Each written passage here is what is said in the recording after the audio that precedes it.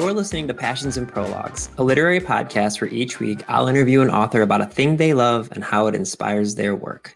My name is Adam Sokol, and you can think of each of these episodes as a conversation with someone you might know about a thing you might not be expecting.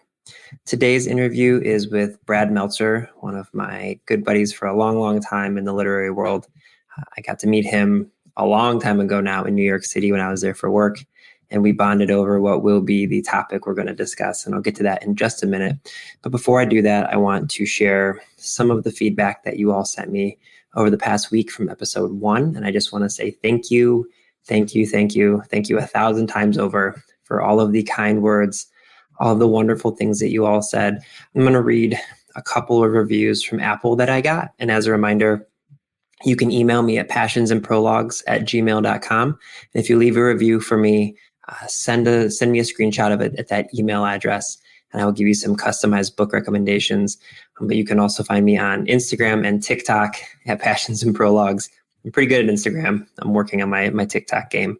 But the things that you all said about not only the way that the conversations flow and the rapport that Mallory O'Meara and I have, but just the overflowing amount of comments about how much you liked the body positivity aspect of the conversation and how Mallory and I both talk about trigger warnings and things that have affected us. I didn't expect that to be one of the biggest takeaways, but you all really seem to appreciate that, and I appreciate you all letting me know. So again, I'm going to just read one or two reviews really quickly, just because they mean the world to me, but it also feels a little icky to read these things about myself. But I do want to share with them because these kind words definitely brought me to tears when I read them early in the morning. So this one is from Roxy, and it says, whether you're an aspiring reader or writer, a diehard bibliophile, or someone who is just naturally curious about life and people, Passions and Prologues will bring bookish joy into your life. Adam Sokol is a compassionate, engaging person in the literary world with a loyal following from his previous work. His conversations with authors are refreshing and super fun, and his unique angle for these interviews is something you'll appreciate and won't find anywhere else. I'm looking forward to listening while enjoying a cup of coffee or tea at home and brightening my commute to work with Adam's new, much anticipated podcast.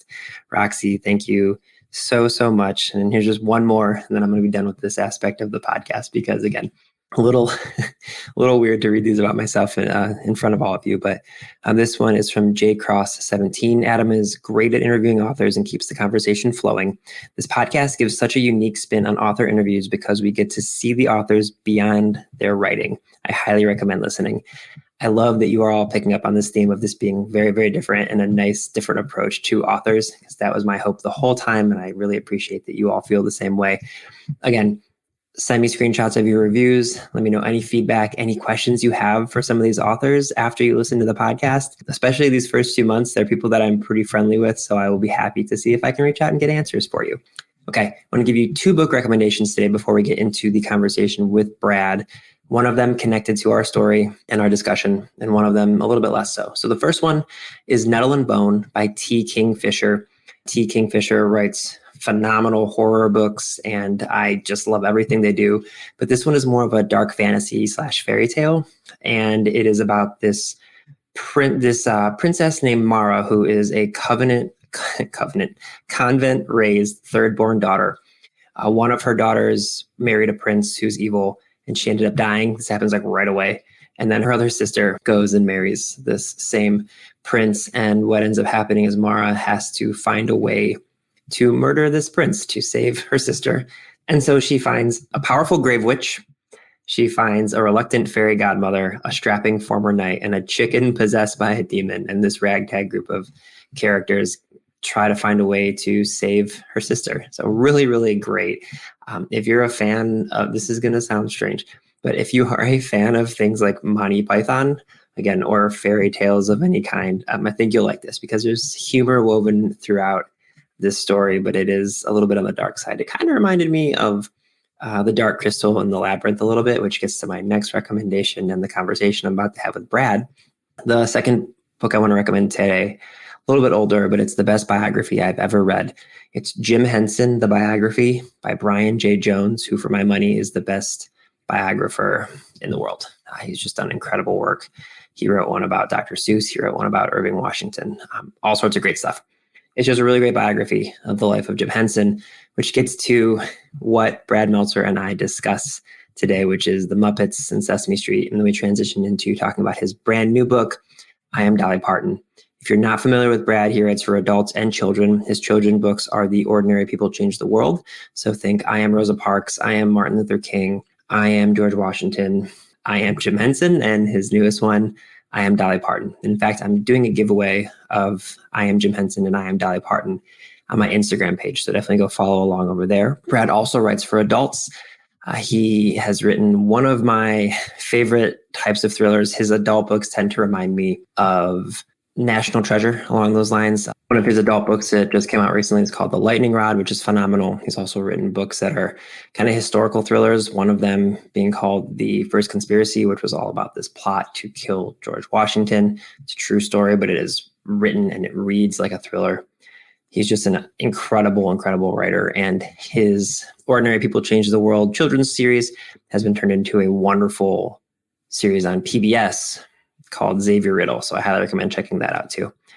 Again, when Brad and I first met, we bonded over the Muppets and Emmet, Otter and all sorts of things. And so this conversation is kind of a culmination of all of the discussions we've had in the past.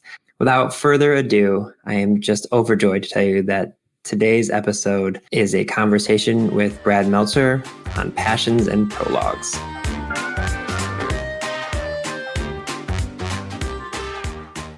Hey, everybody. It's Adam. I'm really, really excited for this conversation. For everybody else who will be on this podcast, the author themselves gets to pick the thing that we're going to discuss. But my guest today, Brad Meltzer, and I have done many a podcast interview, and every single time we start talking about his books and inevitably end up talking about the Muppets. So today we're going to start with the Muppets because it's a thing we are both equally passionate about. So first off, Brad, thank you for joining me today.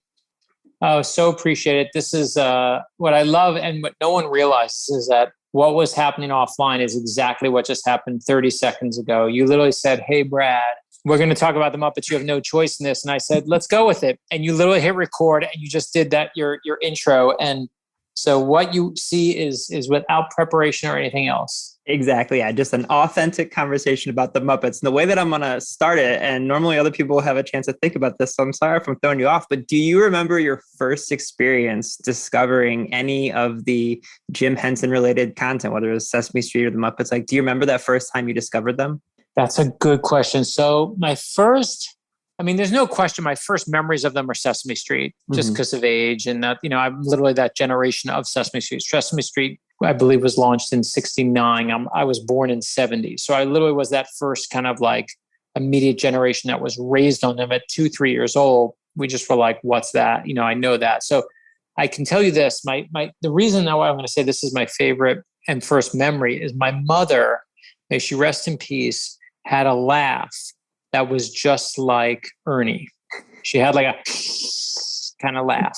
That was her natural laugh. Not even because she liked Ernie or liked anything like of that nonsense that I liked, but that's how my dad would always kind of like be like, "Oh, there goes Ernie," So Ernie and Bert were, in terms of first memories, it's Ernie and Bert for me, and then my obsession was Snuffleupagus. Yeah, I don't know why. Maybe because he was just the big one. But like if I go back and I say, what's the very first thing? It's like Snuffleupagus, Hooper. I think I was one of those kids who was like, and I can't tell if this is me rewriting my own history or not, but felt like when it came to Snuffleupagus, I was one of those kids who's like, what do you mean you can't see him? I can see him just fine. And I think I'm probably one of those kids that they changed things for when they were, figuring out that this is not so good to say we don't believe children for all the, God forbid, horrible reasons. I was one of those children who was like, why can't you see him? So those are my initial ones. And I always remember that Ernie and Bert were funny.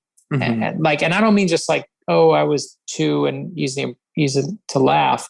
Like, I just remember being like, they're super funny, funnier than anyone else on that show. Yeah. And then for like the Muppets proper, I suppose we'll call them, do you remember like experiencing those for the first time? Because I know growing up, I'm the youngest of 4 and I'm in my house. So it was like kind of that perfect time where I was introduced to the Muppet Show and everything. But the first thing my my core Muppet related memory is something you and I have talked a lot about, which is Emmet Otter. Like we watched Emmet Otter every Christmas Eve. And so I know that I saw Sesame Street before that. And I know that I saw like the Muppet Show probably before Emmet Otter, but that's the thing I remember specifically. It's like, do you remember the first time you saw, whether it was Emmet Otter or if it was an episode of the Muppet Show, like your first experience with just like the pure insanity and chaos of the Muppets? Yeah, I can't separate the Muppet Show from Emmet Otter. I don't know which came first. I can tell you that they are simultaneously the same in my head. And I'm talking to you. I have like, we all have our little things on our desk that like show us who we are. And on my desk, there's like a bronze statue of Charlie Brown. There's a Lego set of the Justice League when I wrote the Justice League. And there is a handmade Emmet Otter puppet that my sister had made for me from someone in Etsy that she paid. God knows how much she paid for this thing. Because obviously Emmet Otter dolls do not exist, but it does on my desk right now. I'm staring right at him with his little blue hat and the scarf and everything, outdoor wear. My sister and I were obsessed with Emmet Otter, and we were obsessed with the Muppet Show, and we would just wait for that Muppet Show theme to start. I remember it was nothing like it. It was like, it felt like I had grown out of Sesame Street, and here were the full-on Muppets, and Kermit was in charge. And even though it was years later, because the Muppet movie happened, I just remember even going to when the Muppet movie first came out and seeing Kermit on that bicycle and just being dumbfounded as a child going, how is that physically possible?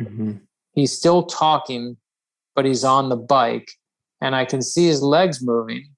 And obviously now I can, but I couldn't figure out then how it was possible. But those things to me, what is the year? Which one did come first? Emmet Otter came out in 1977. And so the Muppet Show debut was, let's see, that was 1976. So wow, that was like back to back. Yeah, they were back to, that's what I said. They're the same thing. So I'm 6 and 7 years old when those two things come out. And and the weird thing is, I think at 6 and 7, you would probably maybe even still be into Sesame Street. We were not. We wanted that Muppet Show. We felt like that was the show made for us with all its subversive stuff that, Jim Henson and Frank Oz were putting into it. The thing that I feel like has stayed with me that's like kept the child alive inside my spirit is the fact that, and there's so many of these videos now of the actors kind of using the Muppets, like actually making them into real living and breathing characters. And so like when they say cut, like they keep acting and like, all of the like outtakes are of them actually, like it's like Kermit outtakes, it's not Jim Henson outtakes and things like that. And like, I just feel like they created these characters that are so fully realized, and they like, in my heart of hearts, I believe that, like Kermit the Frog exists, not the people who are doing Kermit the Frog things like in my brain. And so, what is it about these characters that has stayed with you all of these years? It's funny, and you're talking to someone who literally wrote a book, I Am Jim Henson. That's how obsessed I was with it. And when I write the I Am books, the Ordinary People Change the World books, you pick these people that you love, and then you really see how much you really love them. And you really take not the childhood dive, but like the deeper intellectual historian dive and pull apart all the ugly and the good and the bad. And then if you come out still loving them, then there's something good there. And that's my long-winded way of saying that I didn't realize what I loved about the Muppets and couldn't intellectually break it down until I did the book. And by the way, in the book, if you get to the back, I'm hidden in every book. Chris Eliopoulos hides me in every book. And the one thing that I asked in the script is that he puts my sister and I standing in front of, while we're looking at Emmet Otter's Jug-Band Christmas, the poster. So if you go in the back, you can see us in there. And for me, what I love about him, and it says this in the book, is the Muppets are chaos. They're absolutely utter chaos. Anything they plan goes wrong. Everything they plan goes awry. It never goes the way it's supposed to. And the show never goes off as they plan. And the guest never does what the guest is supposed to do. And there's always going to be some total screw up, which I couldn't see that format as a little kid. It just seemed fun. But at the core is Kermit. Right. At the core is this semblance of I'm holding this together for all it's worth. And then somehow through sheer will and, good nature, it works because Kermit at some point insists it works. Mm-hmm. And I've realized over the course of now 50 plus years, that's how I approach my own life. And not only how I approach it not by choice, but it's how my childhood was. My parents, this will turn into a deeper story than you anticipated. That's okay. I love it. My dad just was a creator of chaos. He was a wonderful dad. He loved me to his core. He just would dynamite and blow up everything around him. He'd blow up friendships. He'd blow up businesses. He'd blow up, how to deal with things financially. It was just, he once got so angry, he flipped over a pool table in anger. Like a pool table is a really hard thing to lift, and he would just have these moments where he would just scream and explode at the world. And for me, I became, because of that, very, very controlling in terms of wanting calm. I wanted to control so I would not have that chaos. And I again, don't think for one second this is why I loved Kermit the Frog growing up. But when I went through and did I Am Jim Henson, I realized that's how I feel. Mm-hmm. I feel like all this chaos as a kid was around me. And I was always trying to just hold it together. And it was probably wishful thinking that just being a good person would do just that. But I think for me, that's where the core of the Muppets, there's that great Onion shirt that says, I appreciate the Muppets on a much deeper level than you do. Yeah. I appreciate the Muppets on a much deeper level than most of these listeners. I'm just going to say it, right? I know you and I have our deep level, but that's where it always hit me. It wasn't just, oh, that's funny, that's cute. And it was like, this was like a need in me that was being filled.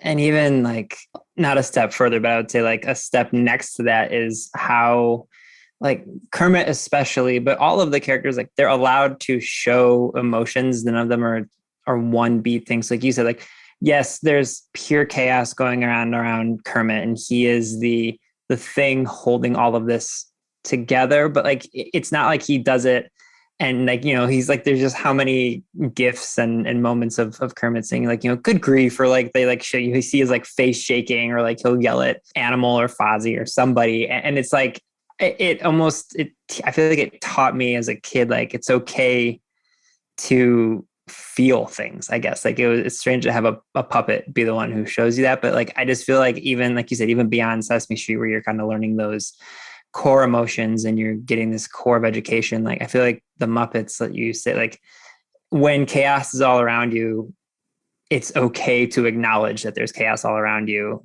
and then how to step forward. See, but interestingly, I'm gonna armchair psychologist you and say that was your need, right? Yeah, your need 100%. Was tell me what sounds right, but you had the need for, I am having a hard time expressing myself. Maybe I shouldn't express myself. Maybe it's not okay to express myself, but that was your need. And so you saw what you need. I firmly believe that when nostalgia really comes from is not just it's old and you like it. That's not what nostalgia is. Nostalgia is, it's old, but it brings you back to some place that you really miss, some deep thing within you. And for some people, Star Wars does that. And for some people, comic books does that. And for some people, it's the smell of an old perfume does that. And for some people, it's fancy old vintage clothing. We all worship something. Mm-hmm. Everyone worships something. Cars, some people are plane people, whatever your kind of kink is. And I mean that in the best way. Yeah. What it's bringing you back to is not just, oh, that was fun when I was young and life was simpler then, but it's you had this need that had to be filled, and that was yours. And for me, that Kermit thing was mine. I didn't know it at the time. You didn't know it at the time, but you just liked it. But you liked it as much as you liked it because of that. That makes perfect sense. And then just every iteration of the Muppets that I see that comes out, whether it's a clip of them doing a music video with, Ben Folds, or more recently, the newer Haunted Mansion story that they did in the fall on Disney Plus, every single time, you're right, I see it, and I feel it's twofold. One, I do get that nostalgia of oh man, this feels like putting on a comfortable cardigan or something, but it's at the same time, it's still funny. They're still relevant, and there's still humor and storytelling that is well crafted. It impresses me. And obviously there's myriad people now involved in the process, but I continue to be blown away that I can see these puppets and say, oh, wow, that's a really entertaining story. Listen, I'll tell you, I don't know if I told you this, maybe I did. There was a show years ago, it was called like Celebrity Bucket List was the name of the show. And Celebrity Bucket List would take quote unquote celebrities. And this is a term I'm going to apply very loosely because they included me in it. Right. So, but they basically asked people of whatever shape, form, or they were that they could define celebrity with. You could do anything you want. What's on your bucket list? And then you'll be on the show and we'll make your dream come true and then we'll film it. Yeah. And they came to me and I said, I only want to be on your show for one thing. And they said, well, you got to give us a list of 5 things. We can't make every bucket list thing happen. And I said, no, I only want to be on if there's one thing that we're doing. And they said, what's the thing? And I said, I want to go to Sesame Street. I want to go, I want to meet the Muppets. And they said, well, give us like 2 others. And I said, no, that's all I want to do. I want to take my kids to meet the Muppets. That's it. Like, that's the only thing on my list. I've been to the White House. I've done the other stuff. I don't need to jump out of a plane. That's all I want to do. And to their credit, God bless them, they made it happen. And we went down to the Henson workshop. We get there and we're all being nice. We walk in, there's one of the Emmet Otter puppets is there. I almost die. I was just walking in. So when everyone walks past, it's like behind the door that no one cares about. Yeah. And then because everyone's focused on Kermit and Big Bird and, everything else that's there. And then they say to us, okay, who do you want to see? And I'm like, you're serious? Like, yep, who do you want to see? So I'm like, okay, where's Bert and Ernie? They bring up Bert and Ernie. And they've got, some Muppeteers there and they're doing things. And he basically takes my kids, he's pulling them out. And now my daughter has Grover on her hand. Incredible. As a little girl. She's like 8 years old. Then comes the count. I'm like, okay, now I'll bring everybody. Let's get them all going. And at one point he wakes up Snuffleupagus. And there's a moment where myself and my son have our hands in Snuffleupagus, and which he does Snuffleupagus now too. He's making it work for them. And I'm literally having this out of body experience because I'm like, how am I here with my children, with my, doing this with these characters? And in the Jewish faith, there's that saying, it would have been enough. Like if you just did this, just seeing, right, Dayenu for Emmet Otter, if I just came in and saw the Emmet Otter Muppet, it would have been enough. Yeah. And I called my sister and, of course, that's all we could talk about. It's just that. Was this the experience where they made a Muppet in your likeness? No, that was a different one. That was someone else made one. That's a different moment of my Muppet journey. Yeah. I mean, someone actually made one and they brought it in. And the funny part was when they first brought it in, they put it next to me. And I'm a pretty pale guy, but it was like too pale even for me. And then they went back and then they spray painted it like from white to eggshell. And they were like, yep, that's you now. And if you go on my Facebook page or Instagram page, if you scroll all the way down back, 10 years ago, you will still put in my name and Muppet and you'll see it come up. And it's the craziest thing because he was imitating me, doing me. And, if you really want to look in the funhouse mirror, see the Muppet version of yourself. We'll be back with more Passions and Prologues after this break. Hi, my name is Sarah, and I want to tell you about my podcast called Can I Offer You Some Feedback? I'm a business consultant and executive coach with over 20 years experience in change management, leadership development, and naturally providing feedback to high performers. My podcast is for those of you who have a complicated relationship with feedback, whether giving, receiving, avoiding, or seeking. Feedback is essential for our development. In each episode, you'll hear from real people across industries with their ideas, perspectives, and best practices on feedback. I'll also be sharing business bites with you, simple explanations of organizational tools, management techniques, and leadership philosophies that will help you and your businesses thrive. You can listen to Can I Offer You Some Feedback on your favorite podcast app or learn more at evergreenpodcasts.com.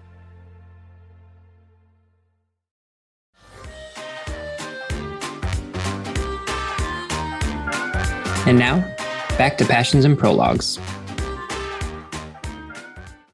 One of the questions that I'm kind of asking everybody is, how do you think the thing that you're passionate about, which is the Muppets in this case, how do you think your love of the Muppets and your kind of lifelong experience with the Jim Henson content has affected your writing? And I'm going to not let you use the fact that you literally wrote a book about Jim Henson. So other than that, like, how would you say this passion has kind of influenced the way that you write your books? Listen, when I was 5 years old, a man named Jim Henson on TV taught me I could use my creativity to put good into the world. Mm-hmm. That is all I'm trying to do today, is use my creativity to put good into the world. In fact, even again, even to avoid what you said to avoid, let's take away the kids' books. Yeah. In my thrillers, the main character is a character named Zig. Mm-hmm. And Zig's whole belief in the universe is if you're a good person, that you will make the world a better place. And that is a completely beautiful idea. It's a completely naive idea, mm-hmm. but it's an idea worth fighting for. And that's my fictional alter ego. And I know it's, yes, he runs around and they fights and there's murders and he's solving crimes. And that's what the Lightning Rod and all these other books are about. Mm-hmm. But at their core is still that Muppet lesson, that Kermit lesson, right? It's that moment from the Muppet movie where he says, I just want to, millions of people happy. Mm-hmm. Make millions of people. That's what gets Kermit out of the swamp, right? It's just that belief of I'm going to make millions of people happy. I don't sit around and have that Kermit version of it, but man, do I have that Kermit version of it. That mm-hmm. is still just my characters, my own philosophy of life. It's all based on that. And I can tell you, even from Emmet Otter's Jug-Band Christmas, it's the same thing. Mm-hmm. Yeah, I know exactly what you mean, because I finished up recently a manuscript of a novel that I'm just now starting to query and doing all that good stuff. And I had somebody work on editing it for me, just for grammar and my horrible tense switching sometimes in between sentences. And he said to me, he's like, this feels like a book that you wrote because you wanted to put good out in the world, as opposed to very sad books. And I didn't realize I was doing it when I was at the time, but he was absolutely right. Exactly what you said. It's I want a story where, if it gets published, some people can pick it up and feel good about themselves. And that makes all the sense in the world to me. And you mentioned, Kermit saying, millions of people out there, the ability to make them happy, and to transition to your newest Ordinary People Change the World book, I Am Dolly Parton. Speaking of someone who makes millions of people happy, tell me a little bit about the new book and your experience doing a deep dive into Dolly Parton's life. Listen, I think we all dive into the things. And when you ever examine someone's life, you're seeing what you want to see, mm-hmm. right? You want to search for dirt, you'll find dirt. You want to search for the good, you'll find good. And so maybe it's just but it's a very similar story in terms of her view of creativity that Jim Henson does have. And I'm not just saying that because I'm talking to you. She's someone who, is so poor that when she's born, her father pays the doctor for delivering her with a sack of cornmeal. It's her mother who feeds her love of books. And one of the first books that Dolly Parton loves as a little girl is this book called The Little Engine That Could. Mm-hmm. And that's what Dolly Parton is. She's a little engine that could. And they tell her, listen, you're going to be a country singer. She's like, I'm going to sing for all audiences. They say, you're going to wear these kinds of clothes. She's like, I'm going to wear the fanciest glittery butterfly covered outfits you've ever seen with the biggest hair you've ever seen. They say, you're just going to be a musician. She's like, no, I'm going to be a movie star, and then I'm going to open my own amusement park, and then I'm going to start my own charity. She calls it the Imagination Library, and it's going to give away books to millions, 50 million poor kids around the country. Crazy amounts of free books. You know what the first book they gave away was? The Little Engine That Could, of course. And then, and when it comes to creativity for her, what I love is she shows, just like in the Jim Henson vein, success is not a straight line. Success isn't easy. When she's a little girl, her mother makes her this coat of many different patches of fabric, and she proudly wears it to school thinking it's so beautiful. Mm. And everyone says it's so ugly. And great secret of Dolly Parton, and this is where she does veer on her own path, is when she's different, she's actually sad and lonely. She feels very different than everyone else, because where she was from, no one wanted to go to see the other side of the world, but she always wanted to know what was on the other side of the mountain. And she used to believe that butterflies would physically pick her up and carry her there. That's the lesson I want for my kids, that being a dreamer is a good thing, mm-hmm. that the very best thing in life is to see where your dreams take you. And that's what's at the core of I Am Dolly Parton as a kid's book. Chris Eliopoulos draws her so beautifully, but no buts. The core of it, though, is still, kind of following your dreams and letting them float you to different places. for listeners who maybe have not read one of these books yet, which I implore you, whether you have kids in your life or not, the Ordinary People Change the World books are just some of the most inspiring and uplifting stories. I love them so much. And like you said, Chris's, illustrations and all of them are exceptional. But for people who either have or have not read them, what they may not know is like you do extensive research in here, and you you pull, like you mentioned, her having this, kind of multicolored, piece of clothing that she thought looked beautiful. Like you find these small stories that people might not know about, that help really frame these heroes.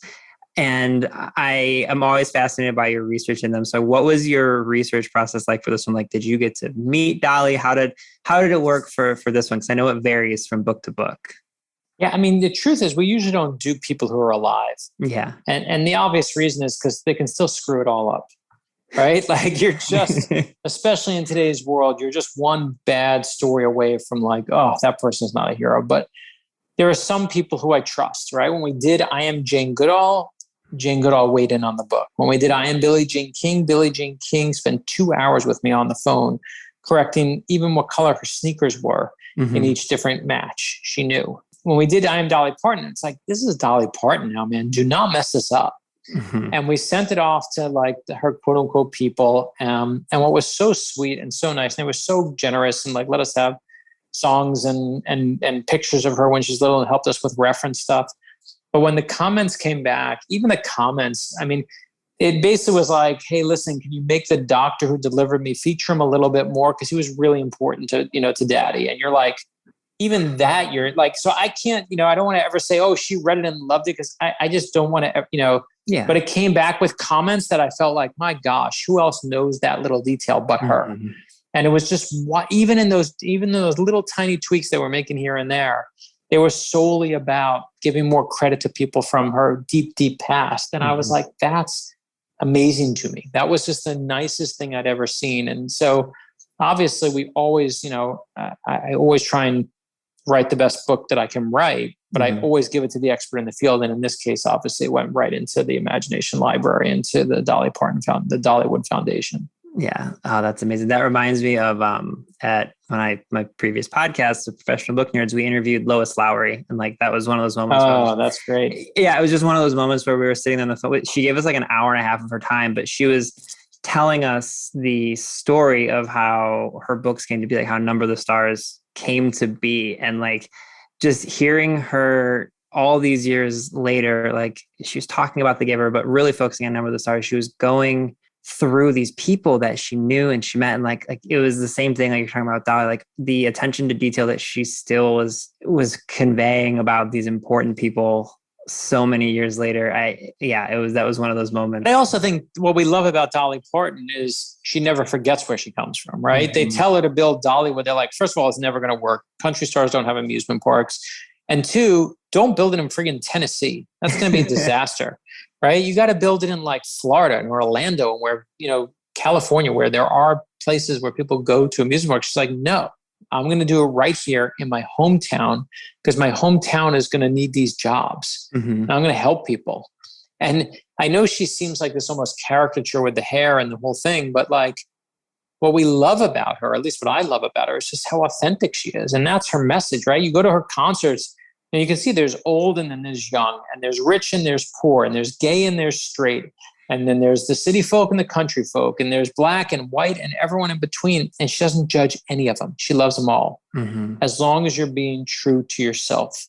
I have one more question about the books before I kind of ask you like one or two last questions. But after Dolly in September of this year, you have I Am Superman and I Am Batman coming out. So you're kind of starting a new series of these it's no longer just ordinary people change the world. It's, stories that change the world. Listen, I think part of it was I'm someone whose life was influenced as much by fictional people as they were real people. Yeah, that's fair. I mean, I just am, right? Whether it's Kermit, whether it's Batman, whether it's Superman, my sense of right and wrong in the world came from those imaginary characters. In fact, there was a recent study a few years back. It said that people change their habits and their physical actions more based on fictional characters than on real people. Now, whether you're reading about Dumbledore or Scout and Atticus, that like those fictional ideals represented in fictional characters has more of an influence on your life. You want to be a better person because of Superman or Batman or Spider-Man or whoever your person is. And so we felt like, you know what, we want to show that. So we start with I Am Superman and I Am Batman. We're also doing I Am Wonder Woman. And we have just so loved doing this. Wait until you see the I Am Superman book. That's all I'm going to say. Like, just wait. And you'll understand in one moment why this character is the influence that he has.